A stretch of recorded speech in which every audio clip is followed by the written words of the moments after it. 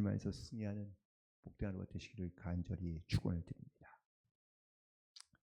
네, 사실 우리가 살아가면서 듣고 싶은 말도 있지만 때로는 듣기 싫은 말도 있습니다.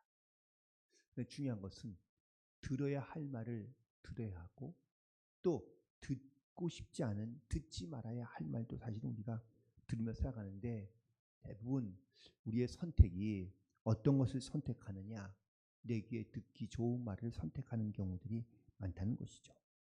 오늘 본문에서는 역시 예레미야가 예루살렘과 또한 이스라엘 백성들을 향하여 또한 임금인 시드기야에게 하나님의 메시지를 선포하고 있는데 그 명령은 세 가지입니다. 하나님의 칼과 기근과 전염병에 죽지 말아야 한다라는 것을 말하며 선포하며 그 방법으로 세 가지를 말하는데 바로 바벨론 왕의 멍에를 메고 그리고 또한 느부갓네살과 그의 백성들을 섬기고 그리고 살아남아야 한다라는 것을 명하시고 있다라는 사실입니다. 지금 이 바벨론과의 그 전쟁을 앞두고 이스라엘을 비롯한 6개의 나라가 함께 동맹을 맺고 그리고 이 바벨론에 대항하여 전쟁을 준비하고 있습니다. 그러나 하나님께서는 말씀하시기를 바벨론과 대적하지 말고 오히려 바벨론의 나라에 오히려 멍에를 메고 항복하고 그리고 그들을 섬기며 살아가라라고 이야기합니다. 하지만 이와 반대로 즉 이 예레미야의 예언과는 반대로 예루살렘 성 안에 있던 다른 선지자들과 거짓 예언자들 혹은 제사장들은 이 전쟁에서는 우리가 승리할 것이고 그리고 바벨론에 빼앗겼던 모든 것들도 다 되돌려올 것이다 라고 이렇게 말하고 있습니다. 결국 예레미야는 이렇게 거짓을 예언하고 혹은 또 하나님의 말씀을 순종하지 않는 이스라엘 백성들에게 결국은 하나님의 심판이 임할 것이라고 말씀하고 있는데요. 오늘 그 세 가지의 하나님의 말씀 그리고 그 명령이 무엇인지를 다시 한번 돌아보고 또 우리도 하나님의 말씀으로 들어야 될 것을 듣지 아니하는 어리석음 가운데 빠지지 않고 오늘 나에게 주시는 말씀을 따라 믿음을 결단하며 나아갈 수 있는 저와 여러분이 되기를 간절히 소망합니다.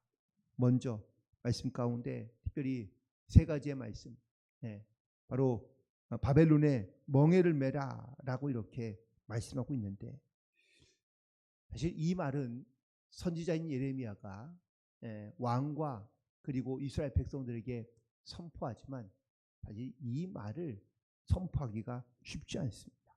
아니 쉽지 않은 것이 아니라 자기의 목숨을 걸고 사실 이 말씀을 선포해야 했습니다.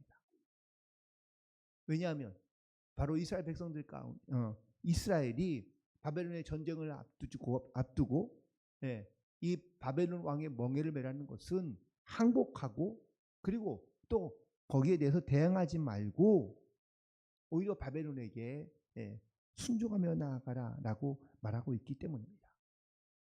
이 말은 마치 민족의 백성들을 배반하는 것과 동일한 말입니다.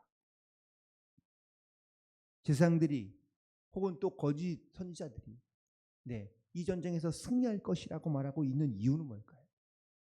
그는 거짓 예언이지만 더불어 그들은 백성들의 귀에 듣기에 좋은 말만 하고 있는 것이죠. 잘못 말했다가는 돌에 맞아 죽기 쉽지 않습니다. 그러니 백성들의 말에 귀에 듣기 좋은 말을 할 수밖에 없는 것입니다.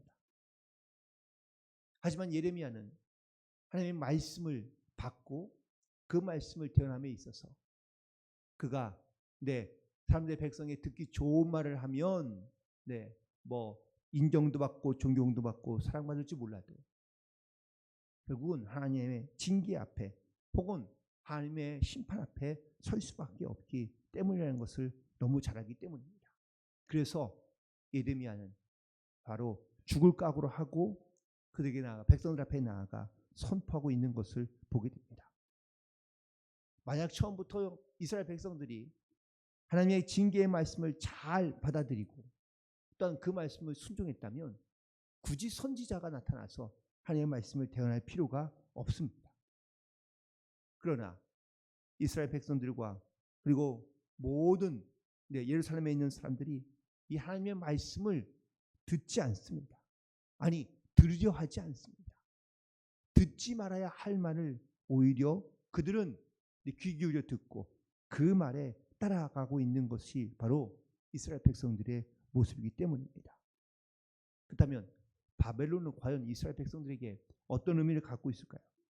이미 벌써 이 바벨론과의 전쟁에서 모든 것을 다 빼앗겼습니다. 예루살렘 성 안에 있던 모든 기물들 아니면 대부분의 많은 물건들을 빼앗기고 또 임금도 사로잡혀 죽고 그리고 백성들도 끌려가게 되었는데 다시 이 바벨론과 싸워 전쟁에서 이긴다는 것을 보장할 수가 사실은 없는 상태입니다.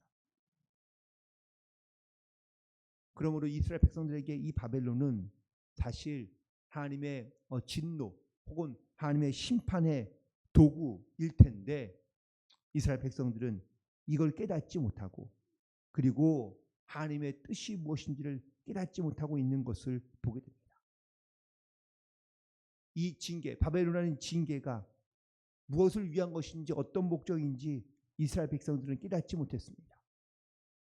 그들은 이 바벨론을 하나님께서 그들을 회개하고 깨끗하게 하는 그런 어떤 용광로와 같은 그런 도구로 하나님께서 사용하고 계시는데 이스라엘 백성들은 그렇게 생각하지 아니하고 이 바벨론을 바로 심판의 도구 혹은 징계의 도구로만 생각하고 있다는 사실이죠. 유대 왕실과 그리고 유대 사회에는 이렇듯 많은 거짓 선지자들이 이미 창궐하고 있고 활약하고 있는 것을 보게 됩니다. 예레미야는 그들이 사람을 미혹하게 하는 그래서 하나님의 뜻에 어둡고 참과 거짓에 대한 분별력을 갖지 못한 또한 잃어버리고 있는 이스라엘의 백성들 가운데 당신들이 바벨론의 왕을 섬기게 될 것이라고 선포하고 있는 겁니다. 오늘 말씀 속에서 다시 한번 묵상하게 되는 것은 참 예언자는 좋을 때만 이스라엘 백성들과 혹은 또 어쩌면 우리 살아갈 때에 좋은 것으로만 우리 가운데 역사하는 것이 아니라 때로는 자기가 원치 않아도 하기 싫어도 또한 어쩌면 이런 하나님의 심판의 말씀을 선포해야 할 때에도 그들은 믿음으로 순종하며 하나님 앞에 나아가고 있는 것을 보게 됩니다. 우리도 하나님께서 우리 가운데 말씀하여 주실 때 우리에게 좋은 것만 귀에 듣기 아름다운 편한 것만 우리에게 말씀하시는 것이 아니라 때로는 우리의 마음을 찌르고 우리의 생각을 찌르는 그래서 우리 가운데 주님의 뜻이 무엇인지를 분별케 하시는 그 하나님의 말씀을 우리가 듣고 회개함으로 깨닫고 주님 앞에 나아갈 수 있는 영적인 결단이 필요한 줄로 믿습니다. 하나님 오늘 본문의 말씀 속에서 임금인 시드기야에게만 이 말씀을 선포하는 것이 아니라 거짓 제사장들과 그리고 모든 백성들에게 하나님의 말씀을 선포하고 있는 것을 보게 되는데 16절 이하에 보면 바로 예루살렘의 모든 기구들이 다 빼앗기게 될 것을 선포하고 있는 것을 보게 됩니다. 이에 반하여 거짓 제사장들과 예언자들은 뭐라고 말할까요? 우리가 빼앗겼던 모든 것들을 이제 곧 다시 돌려받을 것이다. 이 전쟁에서 승리하면 다시 빼앗아올 수 있다라고 이렇게 이야기합니다. 그러나 예레미야는 이렇게 말하죠. 지금 빼앗긴 것 말고 지금 남아있는 것까지 다 모두 다 바벨론에 빼앗기게 될 것이라고 선포하고 있습니다. 제사장들이 어떤 사람들입니까? 성전에서 하나님의 물건들을 보관하고 혹은 또 관리하는 그런 직분을 가지고 있는 사람들입니다. 그들은 이 예레미야의 예언이 무엇을 의미하고 있는지 잘 알고 있습니다. 지금 말하고 있는 예레미야의 예언은 성전에 있는 모든 기구를 빼앗기는 것이 문제가 아니라 자기들의 자리, 자기들의 생명, 자기들의 모든 직무, 자기들이 갖고 있는 이 모든 것들을 다 잃어버리게 될 것이다 라는 말씀이기도 합니다. 그러니 이런 예레미야의 하나님의 말씀을, 예언을 좋아할 사람이 아무도 없습니다. 하지만 예레미야는 멸망을 외치는 것이 아니라 살 길이 무엇인지를 말씀하고 선포하고 있다는 사실이죠. 너희들이 만일 하나님의 뜻대로 말씀대로 바벨론의 왕의 멍에를 메고 바벨론 왕을 섬긴다면 너희들이 살 것이지만 너희들이 하나님의 말씀대로 순종하지 아니하면 이 땅이 칼과 기근과 전염병으로 멸망할 수밖에 없고 황무지가 될 것이라고 선포하고 있는 겁니다. 지금 예레미야는 멸망을 선포하고 있지만 사실은 멸망을 선포하고 있는 것이 아니라 하나님의 말씀을 통하여 살 수 있는 길을 선포하고 있다는 사실입니다. 그럼에도 불구하고 이스라엘 백성들과 또한 이 임금은 자기들의 욕심과 그리고 이 거짓 예언자들의 미혹에 빠져 스스로 살 길을 선택하지 아니하고 죽음의 길을 선택하고 있다라는 사실입니다. 하나님께서는 예레미야를 통해 성전에 남아있는 모든 것들이 다시 느부갓네살을 통해서 빼앗기게 되고 또한 모든 사람들이 다 다시 사로잡혀 갈 것이라고 말씀하고 있습니다. 실제로 결국은 주전 597년도에 이스라엘은 성전이 멸망하고 그리고 모든 기구들을 다 빼앗깁니다. 그리고 결국은 이스라엘은 멸망하고 맙니다. 그럼에도 불구하고 여기에 등장하고 있는 이스라엘 임금들이 있는데 여호와김 혹은 또 여고니야, 여호와긴이라는 이 말의 뜻은 여호와께서 세우신다라는 뜻입니다. 끊임없이 하나님께서 이 말씀을 남겨주고 있는 이유는 사람이 나라와 혹은 또 어떤 가정과 혹은 자기의 인생을 자기가 스스로 세워가는 것이 아니라 여호와께서 세워가신다는 이 사실을 잊지 말고 깨닫고 그리고 그 하나님의 말씀대로 순종하며 나아갈 것을 우리 가운데 선포하고 있으며 또한 명령하고 계시는 줄로 믿습니다. 오늘 말씀을 다시 한번 묵상하면 묵상할수록 이 예레미야가 하나님의 말씀을 선포하며 대언하던 시기, 그 시기는 분명 위기와 혼돈의 시기였습니다. 또 그가 전해야 할 말이 얼마나 어렵고 또한 두려운 것인지 다시 한번 깨닫게 됩니다. 지금 예레미야는 나라의 번영과 또한 나라의 흥을 일어섬을 말하고 있는 것이 아니라 하나님의 말씀을 통하여 이스라엘 백성들이 혹은 예루살렘 성이 멸망할 것을 말하고 있습니다. 그러나 사실은 지금 이 멸망과 심판만 있는 것이 아니라 하나님께서 이스라엘 백성들에게 살 길을 말씀해 주고 있는 것이죠. 하나님의 뜻은 그들이 스스로 힘을 합하여 바벨론을 대적하고 그들과 싸우는 것이 아니라 오히려 바벨론 왕의 멍에를 매라고 말하고 있습니다. 항복하라는 겁니다. 또한 그의 백성들을 섬기라고 말합니다.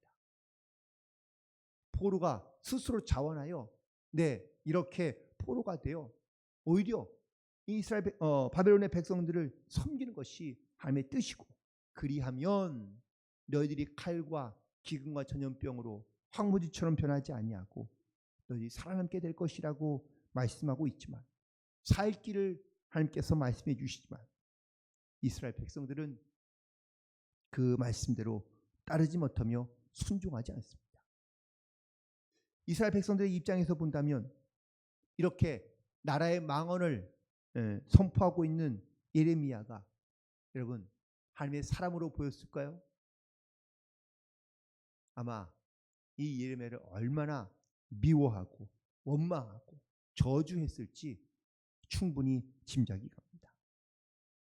물론 그것이 하나님의 비록 말씀이지만 하나님의 말씀으로 듣지 아니하고 들어야 될 말을 듣지 아니하고 듣지 말아야 할 말을 듣고 있는 이스라엘 백성들과 또한 임금은 결국 하나님의 말씀에는 순종하지 아니하고 거짓된 예언들을 따르다가 하나님의 결국은 심판을 받게 되는 것을 보게 됩니다. 오늘도 우리는 하나님의 말씀을 듣기 위하여 오늘도 주님 전에 나와 예배하는 줄 믿습니다. 오늘 나에게 주시는 말씀이 어떤 말씀인지는 알 수 없지만 그 말씀을 어떤 말씀인지 그 말씀을 믿음으로 받고 하나님의 음성으로 듣고 순종하며 나아갈 수 있게 되기를 간절히 소망합니다. 때로는 나에게 찔림을 주시는 말씀이 될 수 있습니다. 그 찔림은 나를 회복케 하고 나를 새롭게 하는 하나님의 말씀이 될 줄로 믿습니다. 물론 하나님께 나에게 축복과 은혜의 말씀을 들려줄 수 있습니다. 그 은혜에 감사하며 순종하며 물론 살아가지만 때로는 이 말씀이 복음은 거치는 돌이 되고 부딪히는 반석이 돼요.